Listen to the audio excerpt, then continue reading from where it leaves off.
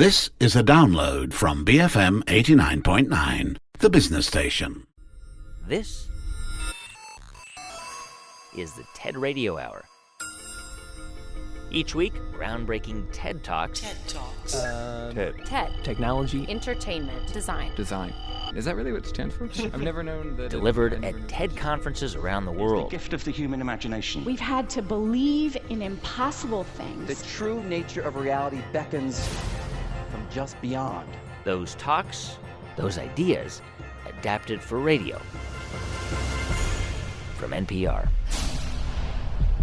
I'm Guy Raz. Coming up, the creative process. Trying to make something out of nothing. From the first idea to the final product is a long process. What kind of things do human beings do when they're presented with a blank slate? You can see the extraordinary transforming effect. The creativity comes naturally from that. This episode, Jumpstarting Creativity.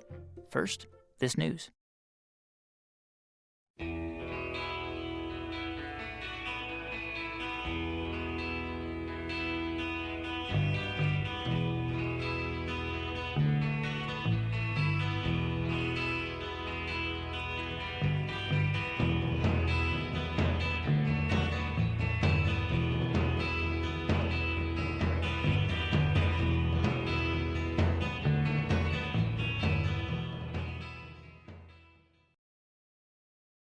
It's the TED Radio Hour from NPR. I'm Guy Raz.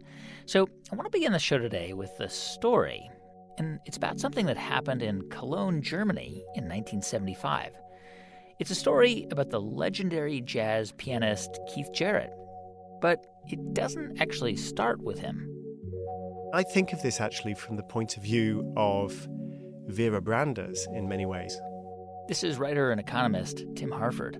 Vera Branders was this young girl, 17 years old, who had somehow managed to persuade Keith Jarrett, who was already a big star at the time, to come to Cologne.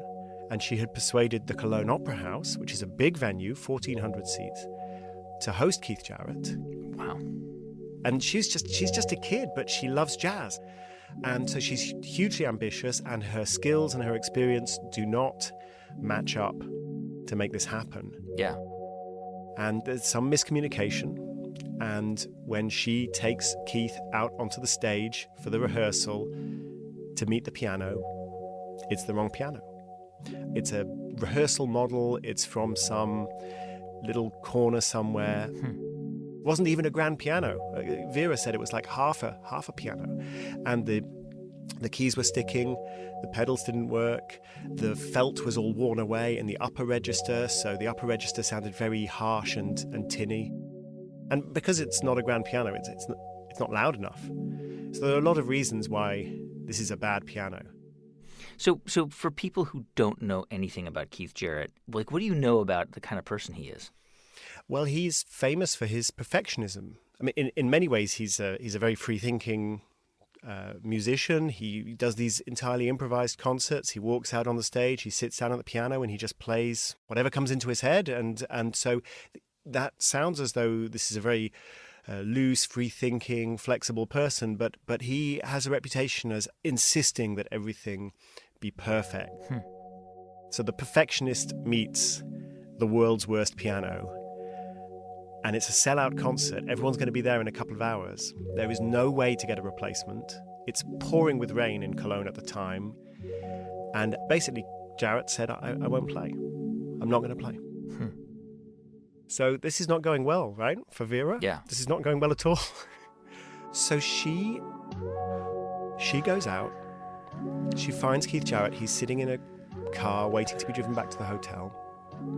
And she goes and she knocks on the window, and he looks out and he sees this 17-year-old kid drenched in the rain. And she just begs him to play. She begs him. And I think at that moment, he just feels sorry for her. And he realizes she's just a kid. 1,400 people are about to show up at this concert, and there's going to be no concert. And he says, never forget, only for you. And he agrees to play. Wow. This is a man who hands out cough drops to the audience so they do not disturb the performance. Yes. I don't know what exactly was going through his head. But yeah, he sits down and away he goes. And it's magic. It is an absolutely astonishing performance, and within moments it's apparent that he's producing something astonishing. It was supposed to be a disaster. He's given this unplayable piano, and he doesn't just cope, he doesn't just produce a decent performance because he's a genius. He produces what many people think of as his best performance. You must have read accounts of that, obviously, of that night. Did people in that audience know that they were watching something extraordinary? Well, I think they were spellbound. Whether they knew that it was particularly unusual, maybe they thought it's always like this, I don't know. But certainly the music has stood the test of time, because Jarrett and his producer Manfred Eicher decided they were going to record this concert as a cautionary tale. This is as a demonstration. They have documentary evidence of what a disaster sounds like. If you don't give Keith the right piano, this is what you get. They never expected that the music would be releasable as an album, let alone the Cole Concert album, which is the best-selling jazz piano album of all time. So what was the spark that jump-started Keith Jarrett's creative energy that night? What allowed for that breakthrough? Because at the heart of any great achievement is creativity. But is it a force that can be cultivated, that can be teased out to help anyone create something unforgettable? Well, that's what we're going to explore on the show today. Ideas about jump-starting creativity. Here's more from Tim Harford on the TED stage. Keith Jarrett had been handed a mess. He'd embraced that mess, and it soared. But let's think for a moment about Jarrett's initial instinct. He didn't want to play. Of course, I think any of us in any remotely similar situation would feel the same way. We'd have the same instinct. But Jarrett's instinct was wrong. And I think our instinct is also wrong. I think we need to gain a bit more appreciation for the unexpected advantages of having to cope with a little mess. So let me give you some examples. The psychologist Daniel Oppenheimer, a few years ago, teamed up with high school teachers, and he asked them to reformat the handouts that they were giving to some of their classes. So the regular handout would be formatted in something straightforward, such as Helvetica or Times New Roman. But half these classes were getting handouts that were formatted in something sort of intense, like Hattenschweiler, or something with a zesty bounce, like Comic Sans italicized. These are really ugly fonts, and they're difficult fonts to read. But at the end of the semester, students were given exams, and the students who'd been asked to read the more difficult fonts had actually done better in their exams in a variety of subjects. And the reason is the difficult font had slowed them down, forced them to work a bit harder, and so they learnt more. These disruptions help us solve problems. They help us become more creative.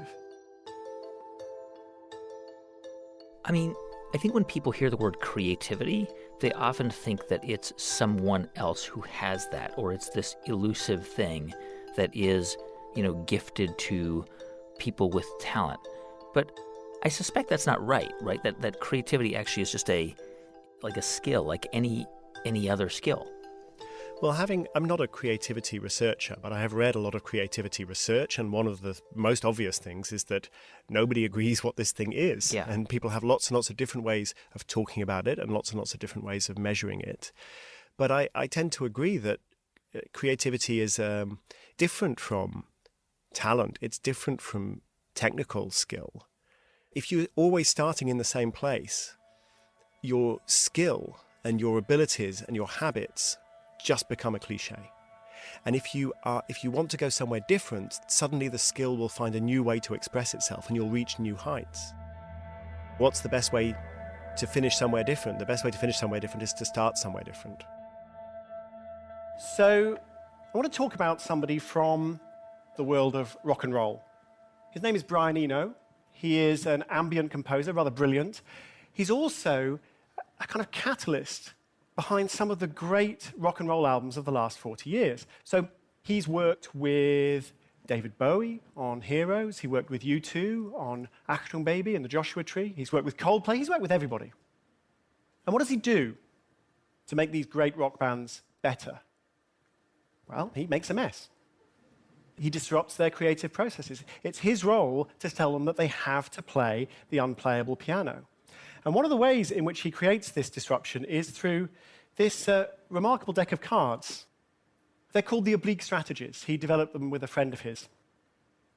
When they're stuck in the studio, Brian Eno will reach for one of the cards. He'll draw one at random, and he'll make the band follow the instructions on the card. So this one, change instrument roles. Yeah, everyone swap instruments. Drummer on the piano.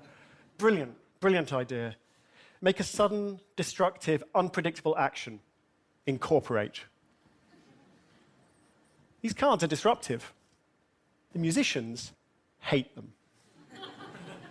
So Phil Collins was playing drums on an early Brian Eno album. He got so frustrated he started throwing beer cans across the studio. But the thing is, just because you don't like it doesn't mean it isn't helping you. You know, just imagining Phil Collins throwing a beer can across the room is enough for me to want to jumpstart creativity. Yeah, he was just so frustrated. Yeah. The way we've been discussing this, it sounds as though this is a very refined plane for people to be on. And Keith Jarrett, David Bowie, I mean, these are geniuses. And I'm not a genius. I mean, maybe you're a genius guy. I don't know. I'm not. And I think most of the people listening to this will be thinking, this doesn't apply to me. But actually, this is true, I think, on a very everyday scale. And there's a wonderful example from London that could not be more everyday, where a few years ago, the London Underground suffered a partial shutdown because there was a strike, it was a labour dispute. And the shutdown lasted 2 days. So for those 2 days, everybody who was used to commuting around London probably had to find a different way to get to work.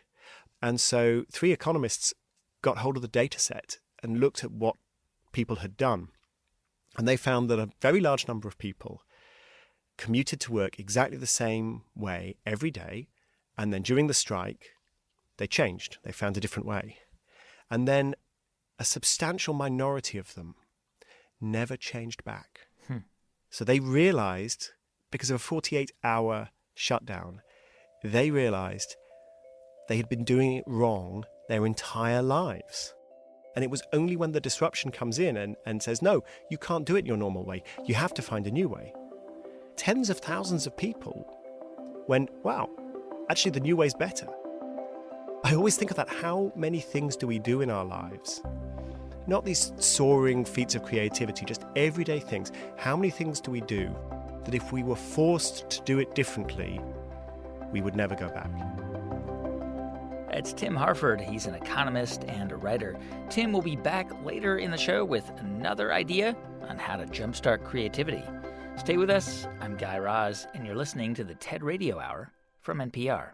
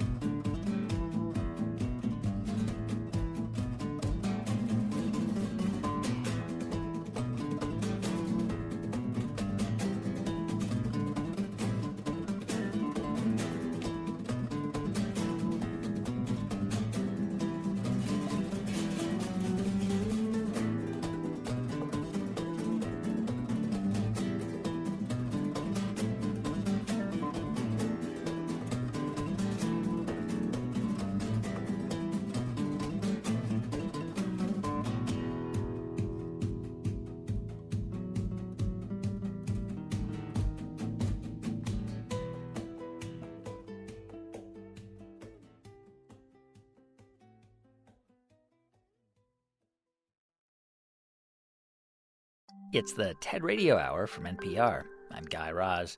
And on the show today, ideas about jumpstarting creativity. And we tend to think of creativity as something that's a unique part of being human. But what if it's not? Is there a future in your mind, maybe not in your lifetime or mine, but a future where artificial intelligence is as creative as the most creative humans in history?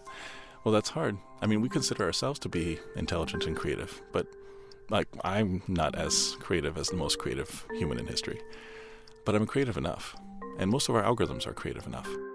This is Steve Engels. He's a professor at the University of Toronto, where he researches artificial intelligence and creativity. The standard that we use for creativity, we look at, like the masters, right? Like the ultimate musicians, the ones that create something new that's never been seen before that other people then emulate. But it's not really fair to compare AI right now with the best that humanity has to offer, but rather, if it's as good as average humans, that's still a pretty good achievement. Okay, so let's talk about humans for a second, because we are born and we're like this unformed blob of stuff, and then over time, we learn stuff, we grow, we experience the world, and there are all these inputs and experiences we have, and then with all of that, you have these tools to think in a creative way, right? That's kind of how it works. Yep. And that's part of the basis of the research we were doing, is that creating artificial intelligence is trying to create things that emulate human behavior, especially when it comes to cognition. And so, the idea of trying to create creativity is oftentimes trying to say, well, what kind of things do human beings do when they're presented with a blank slate? Like they take their lifetime of experiences and then they put it together in sort of random ways in order to try to create some overall product. And the artificial intelligence that we create is trying to do a lot of the same thing. It just doesn't have a lifetime experience to build up. Here's more from Steve Engels on the TED stage. What is the difference mainly behind computer intelligence and human intelligence? Can computers be as creative as humans? With enough data, a computer should be able to take all the things that humans can do, regardless of what the task is, and be able to do it as well as a human can. So this gets into the research that I've been doing. I started off as a natural language programmer when I first started in AI, which meant that I was doing a lot of things with English text. And what we were doing were things that could actually read through English text and understand the things that it was reading and create models for it to be able to recognize the patterns within it. Well, we use these same models not just to record and classify text, but to be able to generate it. There was an example of someone who actually made a research paper generator where it actually created a journal article and submitted it to a conference and got accepted. So this is the sort of thing where computers are able to create new, interesting, original text. And this led into my research on music generation. I have software where you can feed in music files, and it'll actually read through and understand the patterns in the music and be able to generate original music in that style in real time forever. At first, it wasn't great, but over time, we've managed to build these things, and now it actually has sort of a larger scale progression, so that it now has a sense of a start, a middle, and an end, and it actually has like an overall musical flow. So walk me through this. How does a machine compose a piece of music that is beautiful and resonant and emotive? Beautiful and resonant is fine. There's lots of examples of beautiful music. Listen to enough of them and you can start to try to figure out what those patterns are and figure out how you'd create something kind of in that style. But emotive, it's as hard to pin down as you would think. Trying to figure out, okay, well, what kind of songs are happy? So you could maybe say, okay, well, these are the songs that make me happy. Can you make other songs that make me happy? And it's possible. But it's about what you'd expect for a human to do, too. If you gave them 100 songs that are considered happy music, they would probably look at these things, try to figure out what they had in common, and then see if they could reproduce some of that. But, that's why it's so hard for people to be successful at music or art. The idea of looking at these things and then trying to make something new and trying to capture that, the AI is just trying to solve that same task and is running into the same problems. Do you imagine a future where the creativity produced by AI, by artificial intelligence, can actually jumpstart or supercharge human creativity?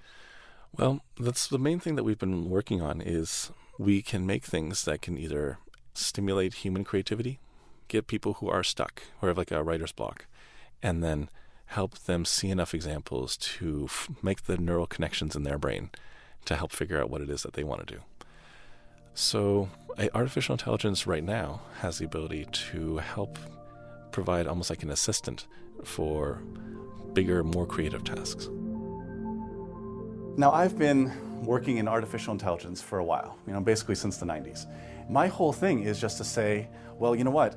If AI has been making advances in all these different areas, one of the next ones that's going to be advancing into is creativity.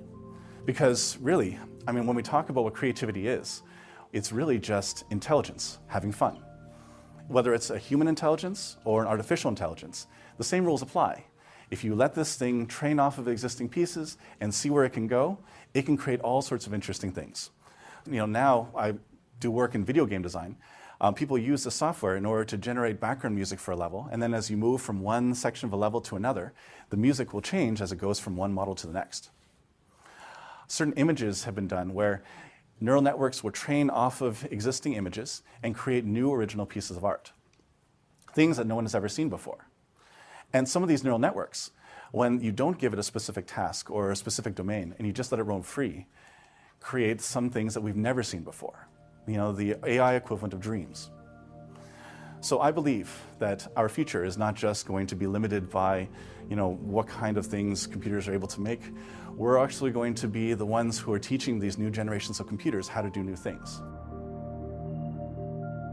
Earlier in the show, we heard the story of Keith Jarrett playing the Cone concert and everything that led up to that moment, his frustrations, his anger at this piano, how he stood there and he pounded on the keys without rehearsing, without any plan, and he produced one of the greatest live records of all time. And I can't get my head around a non-human doing that or replicating that. It wouldn't be able to produce that moment. That's definitely true because, that's something that inspires you through a series of experiences that are unique to what a human can experience. But I think that for, again, the 95% of us and the creativity that we need in our lives, artificial intelligence is definitely a tool that has illustrated that we can actually create things based on just what we have seen before. The thing that we're always lacking, though, is that 5%. The 5% which we look to as what makes us distinctly human. Not the average composer or the average artist, but rather the masters.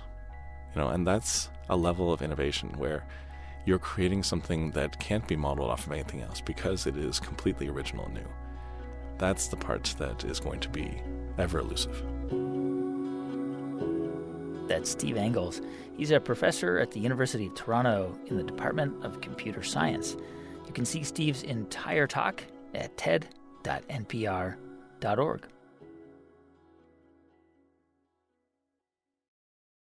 On the show today, ideas about jumpstarting creativity. And sometimes what you need to spark that creativity is something completely out of the ordinary. Yeah.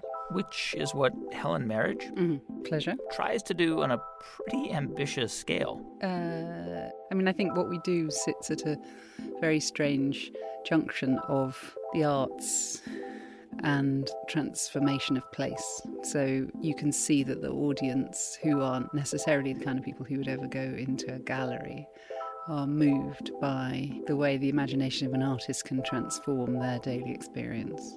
Helen works as a director at a company called Artichoke. Based in the UK, and we create extraordinary art events in the public realm. Basically, these large-scale art installations that exist to ignite creativity, to spark joy, to create moments of wonder in the everyday. If I say moments to you, you'll think falling in love or your first child being born or disastrous things or funny things. It's the moments, it's not the routine that you remember. And Helen and her team had an idea in mind to really disrupt the routine in one of the busiest cities in the world, London. Helen Marriage picks up the story from the TED stage. Imagine it's a world city. Like all our cities, it's dedicated to toil, trade, and traffic. It's a machine to get you to work on time and back. And we're all complicit in wanting the routines to be fixed and for everybody to be able to know what's going to happen next. And yet, what if this amazing city could be turned into a stage, a platform for something so unimaginable that would somehow transform people's lives? We do these things often in Britain. I'm sure you do them wherever you're from. Here's Horse Guards Parade, and here's something that we do often. It's always about winning things. It's about the marathon or winning a war or triumphant cricket team coming home. We close the streets, everybody claps. But for theatre, not possible.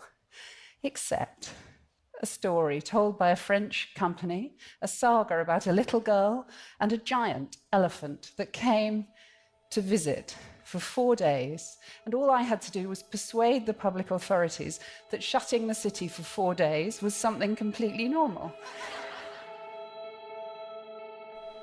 So for people who don't know the story or even the huge, sort of large-scale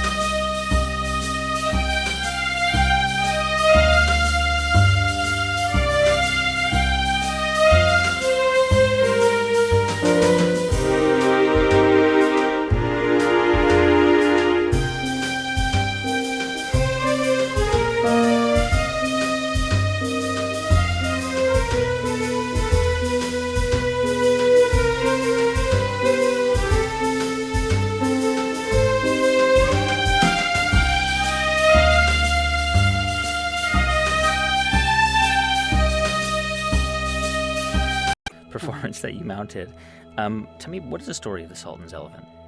So the Sultan's elephant is about a sultan aboard a time-travelling machine which comes in the form of a giant elephant. You have to stop me when it gets ridiculous. You have to imagine me trying to negotiate this with the 25 men in uniform who control London. So I'd say, well, it's a kind of fairy tale, and there's a little girl who arrives in her rocket because she's travelling through time and space. And a sultan has heard about her journey and he wants to meet her. So he commissions an elephant flying machine, and he arrives with his entourage. So you can imagine how well this was going down. His entourage of concubines and eunuchs, and he coincides with her just in London at this amazing moment. And they spend 4 days meeting each other, but more importantly, meeting the people of London, doing the things that any visitor to a city would do, travelling on a bus, going to a party, and then she decides to leave, her rocket is reassembled, the Sultan and his entourage mourn her departure, and she disappears in a puff of smoke. Simple. So that was a 2-minute version of a 7-year conversation. Maybe one thing we should say is about the scale. So when you say large elephant, people think of an elephant. But this totally articulate, moving in every direction elephant was the size of a 3-story building. It was, in feet, it was 40 feet high. And aboard it were 14 what called manipulateurs, puppeteers, who were moving the trunk and the eyes and the body and the legs and the tail. All of it moved. I mean, all anyone ever said is it looks so real, which it didn't. It was obviously made of, wood and steel and hydraulics. But it, like the best puppet shows you've ever seen, you stopped watching the mechanics and just saw this magnificent creature. And do you remember the date that you actually you were on the streets of London? What date? Yeah, it was May 2006. All right, May of 2006. And where in London was it? So we closed central London. So if any of your listeners have been to London, we closed the area from Trafalgar Square, Horse Guards Parade, the Mall, which leads down to Buckingham Palace, Marlborough Road, St James's, Piccadilly, in a mass Haymarket, all of that. So we closed the absolute centre. All right, May of 2006 comes. The streets are blocked. The centre of London is clear. take me there. Like, you just gather at a certain place? You have to be with me the night before. So the night before, Okay. Nikki and I, my partner, we stood in the Mall and it was completely deserted. And I remember we both looked at each other and said, do you think anyone will come? Because the event is free to the public, you don't have any sense of an audience or who might come or anything. So the night before we were nervous. And then the show started with the little girl's rocket apparently crash landed into a street outside the Athenaeum, which is one of the big clubs in central London. And if you went there at 6 o'clock in the morning, this enormous rocket, 30, 40 feet high, made of wooden frame, looking like something out of a Jules Verne novel, so it was all slightly set in that period, was embedded into the ground with smoke billowing out of the floor, as if it had just crashed. And it did nothing for the day. For the Thursday of the performance, the rocket just sat there. Well, no sign of this infamous elephant yet, but what is a lot more exciting is what I'm looking at in front of me. It's an upturned rocket. Looks like it has planted itself from the sky, about 20 foot high, this rocket. So 10 a.m. the next day, the lid comes off the rocket and the little girl, 24 feet of a little girl with a beautiful flying helmet and her hair trapped underneath it, emerges from the top of the rocket. And she's a giant puppet. She's a giant puppet. And she walks through Trafalgar Square into the Mall, which is the road that leads down to Buckingham Palace, and onto Horse Guards Parade, where, miraculously, a giant elephant has appeared overnight. And the Sultan, who's aboard the elephant, gets off the elephant to greet her, and then the show starts. And they, together and sometimes separately, just explore all of those areas of central London that we had negotiated was their sort of playground. And the first day, maybe 50,000 people came, which we thought was great. It was great. I mean, it was controllable. It was, amazing. But by the Sunday, we stopped counting, but the BBC said there were 1 million people on the streets. Wow. And if you look at the images, you can see that they were 1 million happy people. That we can smile, that we can believe in magic, that we can believe in wonder.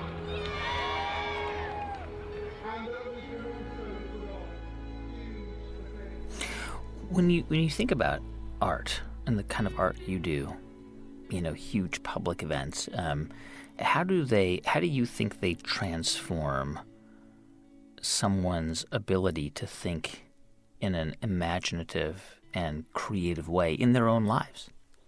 I think that if you can physically transform a place, you can change forever the experience and the outlook of anybody who experiences that.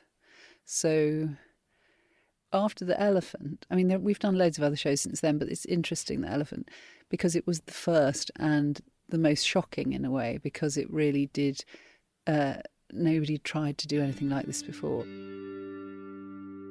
We got an email, we got thousands and thousands of emails. We got an email from a man who said, I woke today with the most extraordinary feelings of grief and joy. Grief that I'll never see them again, and joy that I met them. Thank you for teaching me that cynicism is not a way of life. So just in that one little email, you can see the extraordinary transforming effect that those few days had on people. That's Helen Marriage. She's director of Artichoke. It's an organization that helps produce large-scale art performances in public spaces. By the way, the name of the French marionette company that created the Sultan's elephant is called Royal Deluxe. You can see Helen's full talk at TED.com. On the show today, ideas about jump-starting creativity. Stay with us. I'm Guy Raz, and you're listening to the TED Radio Hour from NPR.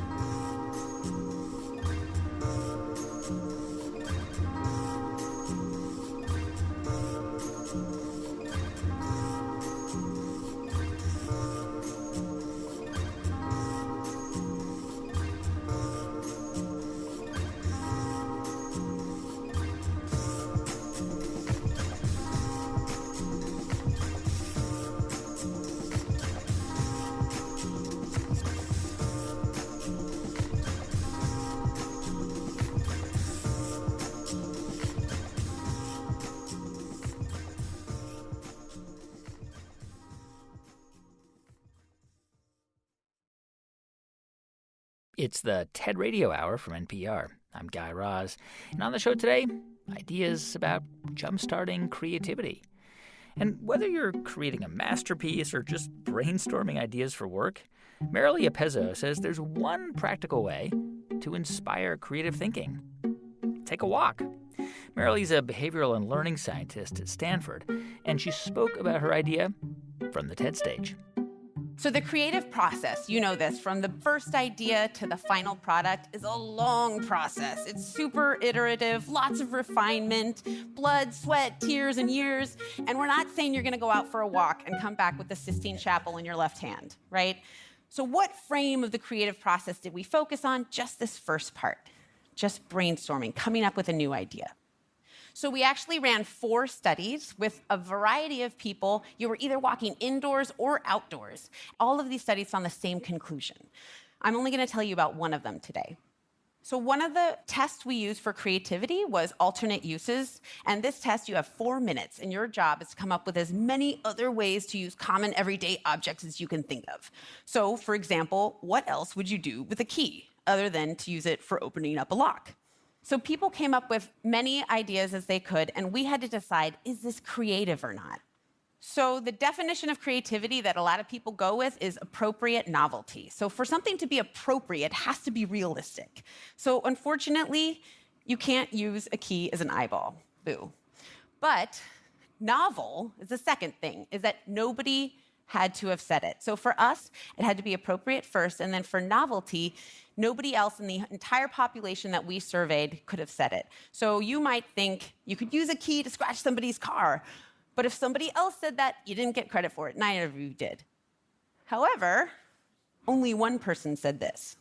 If you were dying and it were a murder mystery, and you had to carve the name of the murderer into the ground with your dying words. So one person said this.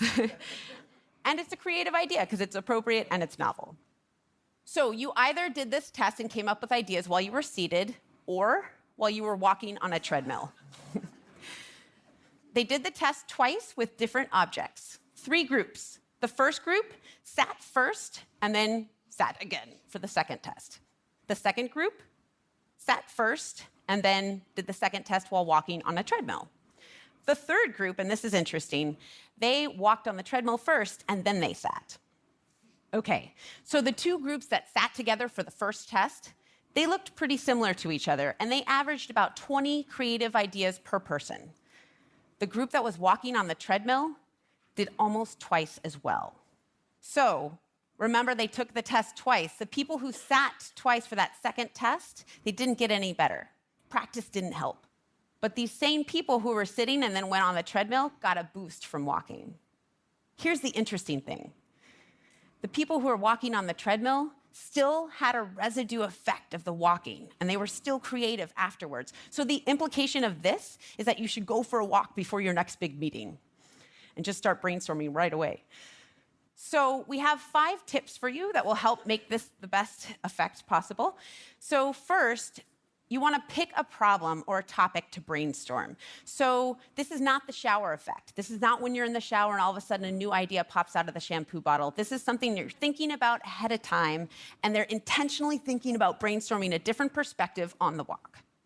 Secondly, I get asked this a lot. Is this okay while running? Well, the answer for me is that if I were running, the only new idea I would have would be to stop running. So... But if running for you is a comfortable pace, good.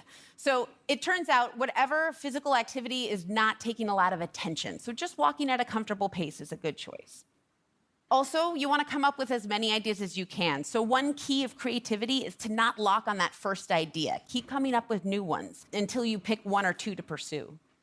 You might worry that you don't want to write them down because what if you will forget them? So the idea here is to speak them. Everybody was speaking their new ideas. So you can put your headphones on and record through your phone and then just pretend you're having a creative conversation, right? Because the act of writing your idea down is already a filter. You're going to be like, is this good enough to write down? And then you write it down. So just speak as many as you can and record them and think about them later.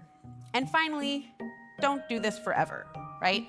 If you're on the walk and that idea is not coming to you, come back to it later at another time. Thank you. That's Marilee Apezzo. She's an instructor of medicine at Stanford University. To find out more about Marilee, go to TED.com. So earlier in the show, we heard economist Tim Harford talk about how unexpected challenges can make someone more creative. But he also has another idea about how to jumpstart creativity: multitasking, which sounds kind of weird because normally creativity and multitasking do not go hand in hand. Yeah, and I tend to agree. I mean, not everyone agrees. Some, and maybe it's a generational thing, I don't know, but some people seem to think it's just great to be watching Game of Thrones while also tweeting and Snapchatting. Yeah, I mean, some people love it, some people hate it. I personally hate it, but I think that there is a different phenomenon that we shouldn't hate, a different phenomenon that we should actually embrace, and for want of a better word, I've called it slow motion multitasking. What is it? What does that mean? It's very simple. Slow motion multitasking is having several important projects on the go simultaneously. And I first noticed this in my own life, where I was working on a book for years, and I got stuck. And I actually stopped and wrote another book, and then restarted and finished the first book. So, it feels like an extreme case. I have to write every week for the Financial Times, and I have 2 BBC radio shows, and so I sort of stop my book writing and I work on them, and then I stop, and I constantly feel like I have these different things on my plate. And sometimes I think to myself, really I should focus. If I was a proper artist rather than just some hack, I would be focusing and achieving something great in a single endeavor. And then I look at the real greats, the great artists, the great scientists, and I realize it's nonsense, because almost all of them had really serious projects on the go simultaneously. Here's Tim Harford again on the TED stage. Look no further than Albert Einstein. In 1905, he published 4 remarkable scientific papers. One of them was on Brownian motion. It provided empirical evidence that atoms exist, and it laid out the basic mathematics behind most of financial economics. Another one was on the theory of special relativity. Another one was on the photoelectric effect. That's why solar panels work. It's a nice one. And the fourth introduced an equation you might have heard of, E equals mc squared. So tell me again how you shouldn't do several things at once. Slow motion multitasking feels like a counterintuitive idea. But the reason it seems counterintuitive is because we're used to lapsing into multitasking out of desperation. We're in a hurry. We want to do everything at once. If we were willing to slow multitasking down, we might find that it works quite brilliantly. 60 years ago, a young psychologist by the name of Bernice Aitchison began a long research project into the personalities and the working habits of 40 leading scientists. The research went on for decades. In fact, it continued even after Professor Aitchison herself had died. And one of the questions that it answered was, how is it that some scientists are able to go on producing important work right through their lives? What is it about these people? Well, a pattern that emerged was clear, and I think to some people surprising. The top scientists kept changing the subject. They would shift topics during their first 100 published research papers. Do you want to guess how often? 3 times? 5 times? No. On average, the most enduringly creative scientists switched topics 43 times in their first 100 research papers. Wow. I mean, it's almost unbelievable how they were working on all these different things at once. Yes. So basically every time they published a new paper, it was in a new area. This curiosity, which kept them fresh. I think there are probably 3 reasons why the slow motion multitasking works. The first is that when you switch out of a problem where you're a bit stuck, the new context helps you forget your old wrong answer. It's the crossword puzzle problem. You're stuck on a crossword puzzle, you've got the wrong answer in your head. All you need to do is forget it for a second. So just a change of context helps you solve a problem. The second reason is different areas cross-fertilize each other. So an idea that you come up with in one area helps you in another. And the third reason is, I think it just provides you with an outlet. You have time to de-stress, to relax. You're feeling stuck, you're feeling under pressure, and you've just got something interesting to get on with when you're stuck. Something productive, and with my own experience of literally stopping writing a book and writing another book. We can all get stuck sometimes, even Albert Einstein. 10 years after the original miraculous year that I described, Einstein was putting together the pieces of his theory of general relativity, his greatest achievement. And he was exhausted. And so he turned to an easier problem. He proposed the stimulated emission of radiation, which, as you may know, is the Z in laser. So he's laying down the theoretical foundation for the laser beam. And then, while he's doing that, he moves back to general relativity, and he's refreshed. He sees what the theory implies, that the universe isn't static. It's expanding. It's an idea so staggering, Einstein can't bring himself to believe it for years. So that's the case for slow motion multitasking. And I'm not promising that it's going to turn you into Einstein, but it is a powerful way to organize our creative lives. And I want to give you one final example, my favorite example, Charles Darwin. When he left school, age of 18, he was initially interested in two fields, so zoology and geology.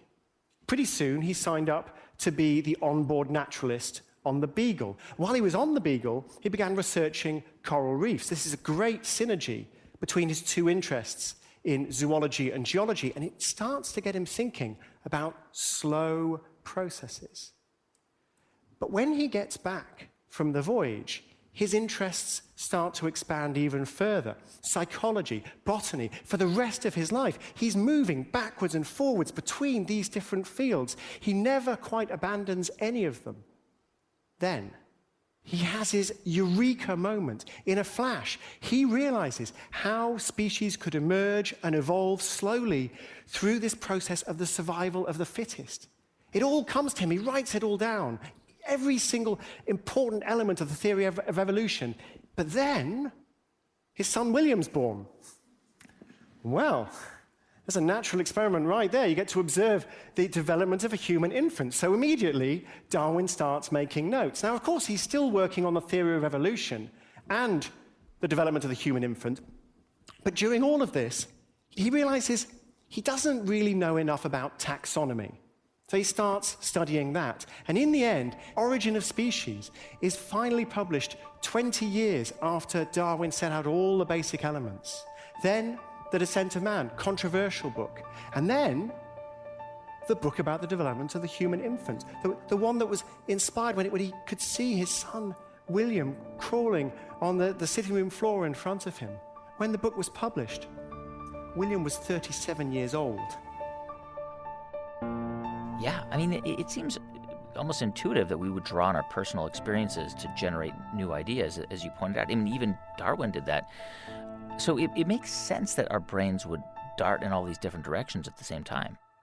Yeah, but that can be incredibly stressful. So I think the creativity comes naturally from that, from having these different projects. They cross-fertilize each other. They provide a richer pattern of references that you can use. They unstick you when you're stuck. I mean, that's all great. But I think we have to recognize that having 6 projects on your plate, in your inbox, on your desk, it can be incredibly stressful and anxiety-producing. I mean, that's one of the modern productivity challenges, I think. How do you handle multiple projects without just constantly flitting from one to another in this state of heightened anxiety? How do you make it a productive experience and a relaxing experience? In 1837, Darwin starts studying earthworms. He fills his billiard room with earthworms in pots with glass covers. He shines lights on them to see if they'll respond. He holds a hot poker next to them to see if they move away. He chews tobacco and he blows on the earthworms to see if they have a sense of smell. He even plays the bassoon at the earthworms. I like to think of this great man when he's tired, he's stressed, he's anxious about the reception of his book, The Descent of Man. Darwin would go into the billiard room to relax by studying the earthworms intensely. And that's why it's appropriate that one of his last great works is the formation of vegetable mold through the action of worms. He worked upon that book for 44 years. We don't live in the 19th century anymore. I don't think any of us could sit on our creative or scientific projects for 44 years. But we do have something to learn from the great slow-motion multitaskers. The modern world seems to present us with a choice. If we're not going to fast twitch from browser window to browser window, we have to live like a hermit, focus on one thing to the exclusion of everything else. I think that's a false dilemma. We can make multitasking work for us, unleashing our natural creativity.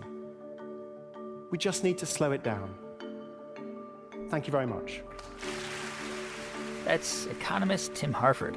By the way, Tim has a new season of his podcast out. It's called 50 Things That Made the Modern Economy. You can find all of Tim's talks at TED.com. I let my mind wander, and what did it do? It just kept right on going until it got back to you. Hey, thanks for listening to this episode of Jumpstarting Creativity this week. If you want to find out more about who was on it, go to ted.npr.org. And to see hundreds more TED Talks, check out TED.com or the TED app. Our production staff at NPR includes Jeff Rogers, Sanaz Meshkanpour, Janae West, Neva Grant, Casey Herman, Rachel Faulkner, Diba Motasham, James Delahousie, and J.C. Howard, with help from Daniel Shukin and Katie Monteleone. Our partners at TED are Chris Anderson, Colin Helms, Anna Phelan, and Janet Lee. I'm Guy Raz, and you've been listening to Ideas Worth Spreading right here on the TED Radio Hour from NPR. Thank you for listening to this podcast. To find more great interviews, go to bfm.my or find us on iTunes. BFM 89.9, the business station.